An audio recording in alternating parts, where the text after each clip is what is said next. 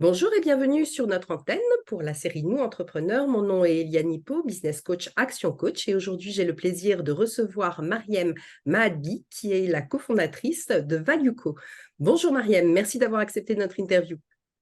Bonjour Eliane, merci beaucoup de m'avoir sollicité pour cet entretien, avec plaisir.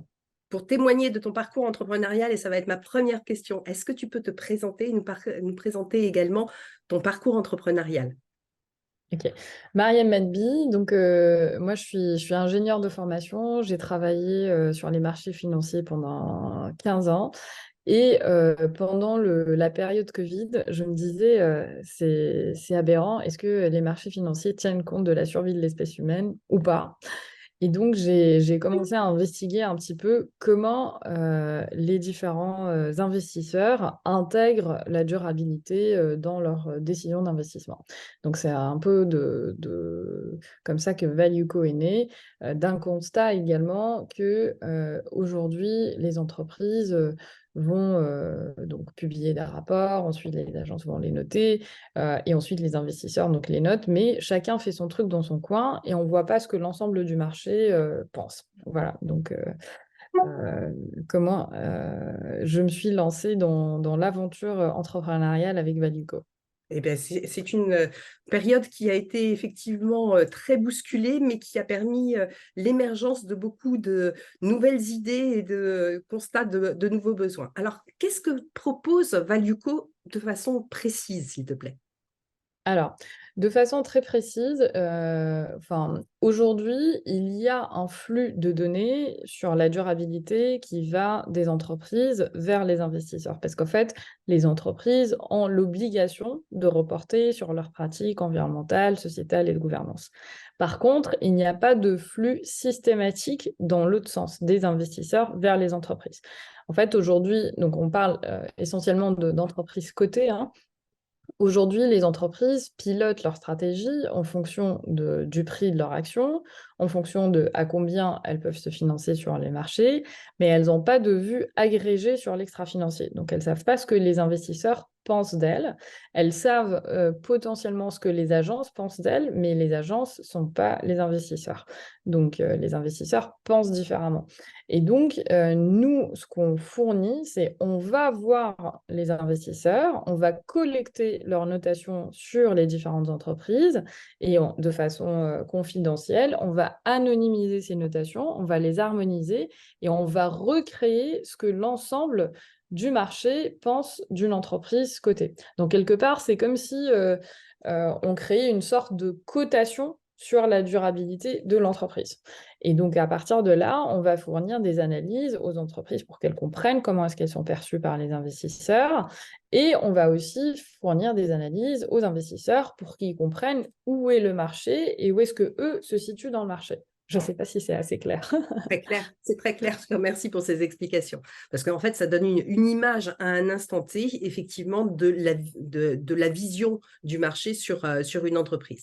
Alors, qui est ton client idéal? Tu m'as parlé de sociétés cotées en bourse, mais qui est ton client idéal? Est-ce qu'il y a un persona que tu as pu déterminer?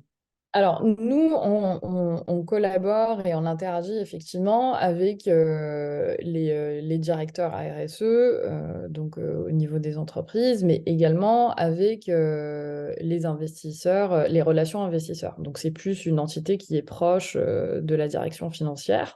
Donc, ça, c'est côté entreprise cotée.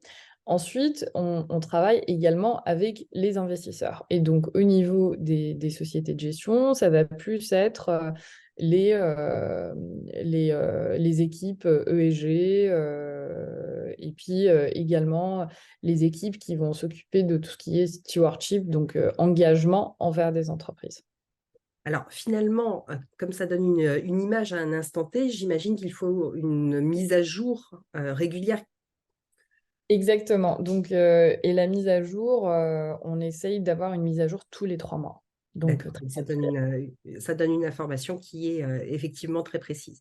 Est-ce que tu peux nous partager une belle histoire, une histoire client, un truc un petit peu sortant de l'ordinaire? Alors, une histoire client qui sort de l'ordinaire. Là, en fait, on est... Oui, bon, j'en ai une.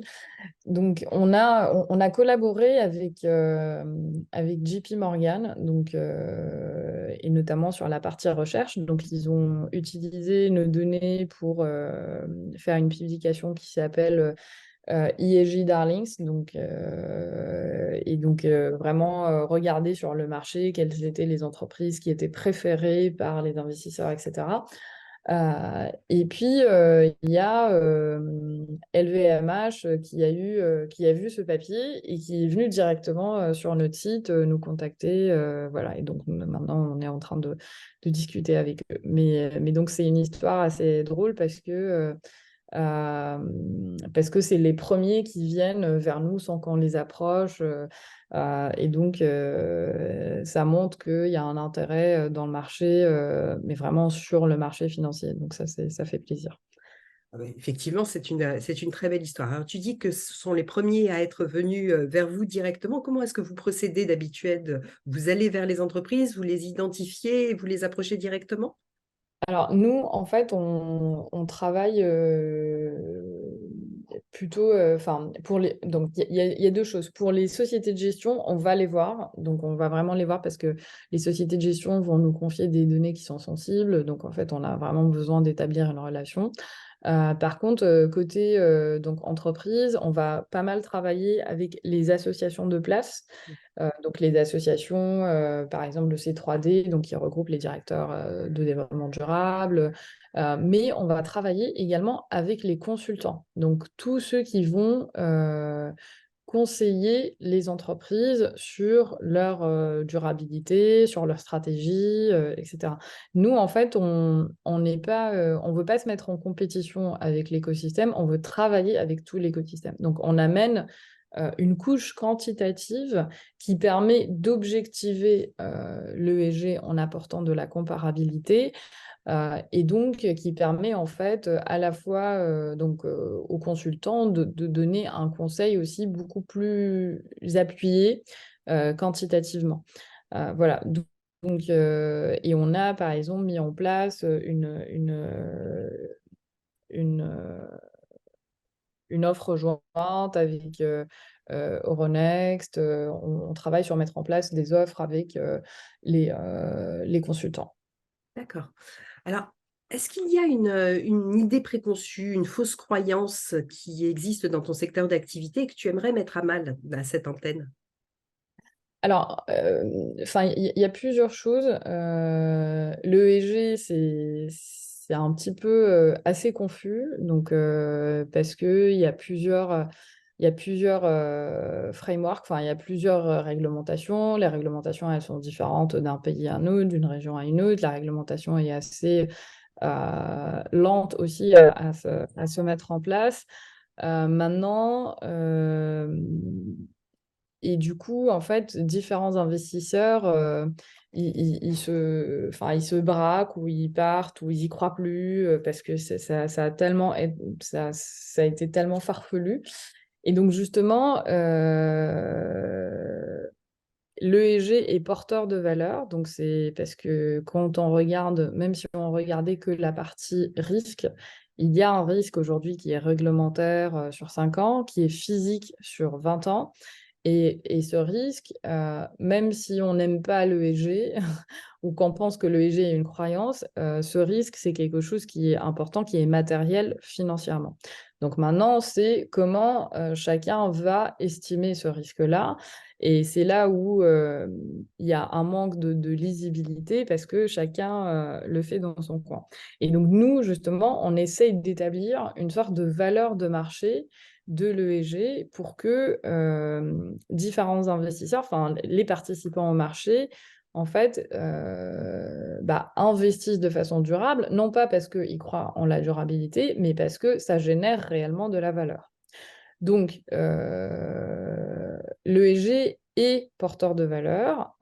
Elle n'est pas forcément sur le court terme, mais sur le moyen et long terme. Et c'est là, en fait, où Il y a une sorte de confusion parce qu'il y a beaucoup d'investisseurs qui cherchent vraiment uniquement sur le court terme et donc ils voient que pour eux, ça ne génère pas et donc ils disent que ça ne génère pas. Mais voilà, donc très important. Il y a pas de... Et la diversité des opinions, ça ne veut pas dire qu'il n'y a pas... peut-être que c'est ça que je voudrais mettre à mal. Il y a une grande diversité d'opinions aujourd'hui, que ce soit chez les investisseurs, les agences. Donc les agences, en fait, la corrélation, elle est à 54%. Nous, on voit que pour les investisseurs, c'est encore moins corrélé, donc c'est 30%. Donc il y a vraiment une grande diversité d'opinions. Mais ça ne veut pas dire qu'il n'y a pas de vérité. Enfin, la vérité, c'est ce que le marché pense. Enfin, aujourd'hui, c'est pas même sur des actifs beaucoup plus traditionnels, on va avoir une grande diversité d'opinions. D'accord? Donc, dans ce cas, mais dans le cas de l'ESG, on parle de 80 indicateurs. Donc, c'est normal qu'il y ait beaucoup plus de diversité. Le vrai problème n'est pas la diversité d'opinions, et n'est pas la recherche d'une seule réalité. Il n'y a pas une seule réalité.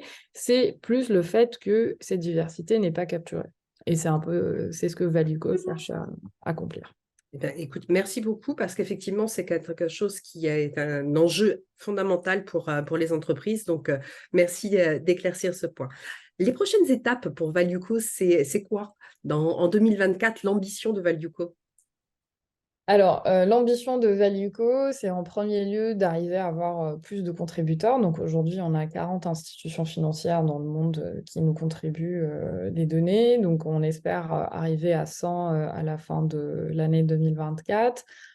Et puis, pour pouvoir y parvenir, c'est aussi faire une levée donc avec des investisseurs, on va dire du smart money, des investisseurs qui pourraient également euh, apporter leur soutien. Alors, on a entendu l'appel et j'espère qu'il sera entendu sur notre antenne également. On va imaginer, je vais te mettre un petit défi. On va imaginer que je dispose d'une machine à remonter le temps et je t'emmène dans la machine. Nous ressortons il y a quelques années quand tu étais adolescente et que tu t'interrogeais sur ton avenir, ce que tu allais faire, etc. Est-ce qu'il y a un conseil que tu aimerais donner à la Marième adolescente? Euh, Alors, moi, je dirais, ouais, j'ai toujours été quelqu'un de très curieux, donc continuer à être curieux, mais peut-être prendre plus de temps pour le côté créatif et artistique. Parce qu'aujourd'hui, justement, quand j'étais adolescente, je détestais, je crois, les cours d'art plastique, tout ça, je détestais, mais parce que la prof, j'aimais pas la prof. Et en fait, maintenant, je peins. Donc, et j'adore peindre, ouais, et sans avoir pris de cours, rien. Donc, voilà. Donc, quelque part, je pense qu'il faut pas, des fois, s'arrêter à une émotion négative qu'on ressent à un moment donné. Il faut explorer les choses aussi par soi-même. Alors, la peinture, c'est juste fabuleux parce que j'imagine que c'est quelque chose qui te prend du temps. Et donc, est-ce que c'est comme ça que tu te ressources en tant que chef d'entreprise? Oui, en effet. Alors, j'ai pas beaucoup le temps en ce moment, mais j'essaye quand même de. Enfin voilà, je peins pas au quotidien ni toutes les semaines, mais des fois c'est vraiment comme ça sur le coup, et c'est vrai que ça me décharge. Enfin, ça me permet de me ressourcer Ça et, libère. et de trouver. Ça libère et ça permet de se reconnecter avec son imaginaire, quoi. Et l'imaginaire d'un chef d'entreprise, c'est très important parce qu'il faut qu'il imagine l'avenir pour son entreprise. Quel a été ton plus gros apprentissage en tant que chef d'entreprise depuis que tu as lancé Valueco? Quelque chose que tu savais, mais tu ne l'avais peut-être pas appréhendé avec cette intensité. Je pense que le plus gros apprentissage, c'est comment dire, c'est la volonté et la force et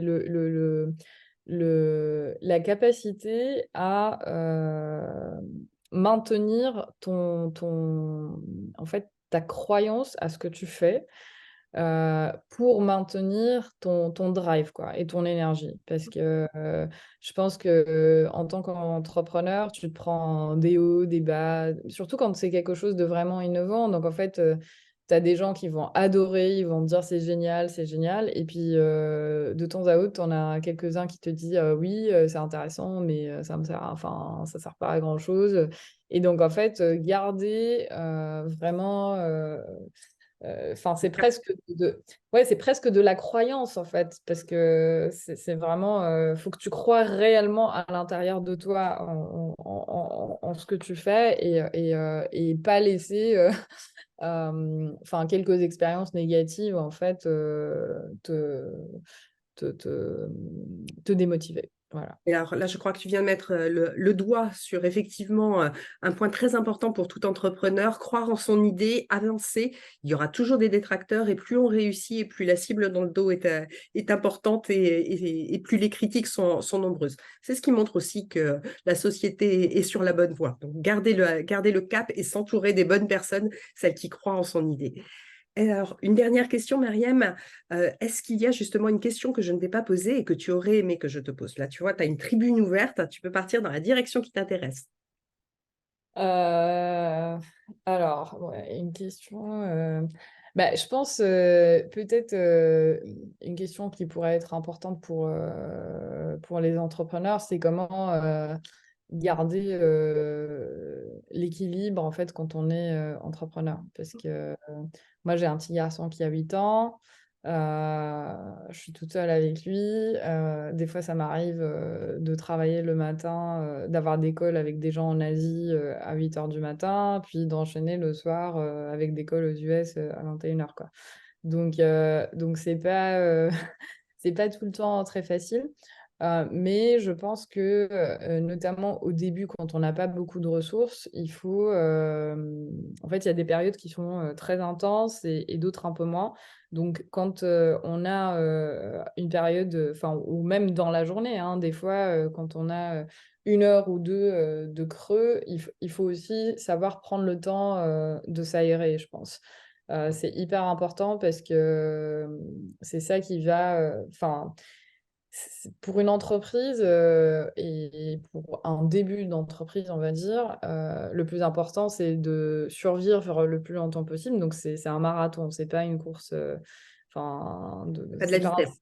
ouais, c'est pas un sprint. Alors, il faut aussi un peu de vitesse des fois, mais il faut comprendre que si on se préserve pas, en fait, on peut ni faire de la vitesse, ni faire le sprint, ni le marathon, quoi. Donc c'est important je pense, de se ménager et de connaître un peu ses limites et puis de prendre le temps. C'est un investissement, en fait, le temps qu'on prend pour soi dans la durée, je pense. Et alors ça, je suis complètement en phase avec toi parce qu'effectivement, la plus importante des ressources pour un chef d'entreprise qui débute, c'est lui-même. C'est son mental, son esprit, le fait qu'il puisse compter sur son corps qui va devoir parfois subir de longues heures de veille parce qu'il y a un travail important à faire et qu'il est le seul à pouvoir le faire. Effectivement, se préserver un petit peu, tu sais, comme dans les avions où l'hôtesse te dit commencez par mettre, vous, votre masque s'il y a un incident. C'est comme ça que vous pourrez aider les autres. Et donc, effectivement, se préserver avant tout.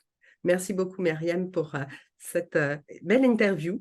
Merci de ton temps, de ton sourire et d'avoir été aussi innovante dans la fondation de Covial Value. Je te souhaite une très bonne journée. Je te dis Merci. à très bientôt. Au revoir. Merci, Anne. Au revoir.